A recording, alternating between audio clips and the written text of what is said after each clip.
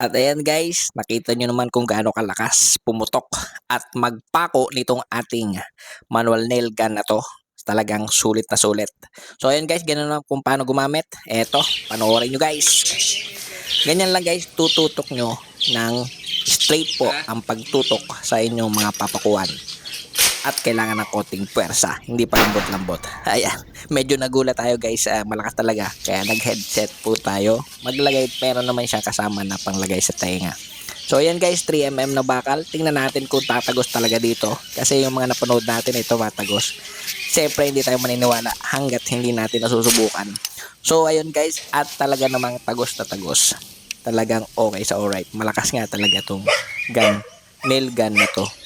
So yun guys, ay ito, ikakabit ko naman yung patungan ng antena ng aming TV. So ayan, nakabit na.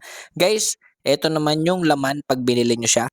Meron siyang, siyempre, naka-hard case siya, at meron siya yung pinaka-gun niya, at meron siyang kasamang free na goggle, na safety goggle, at meron din siyang panlinis ng tubo. Kailangan nating linisin yung tubo kasi guys, nagdudumi siya gawa ng pulbura.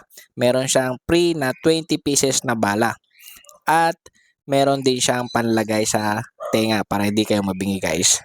So ayun, ayan yung mga kasama niya. Meron din siyang langis. Kailangan yung lagyan din ng langis para dumulas yung bala na hindi siya dumidikit. So ayun guys, meron siyang kasama na extra spring at saka firing pin.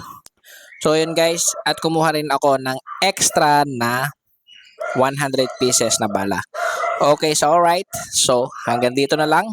Andyan lang ang link. Ilalagay natin yung link at ilalagay natin ang ating basket. Okay, so alright. Bye-bye.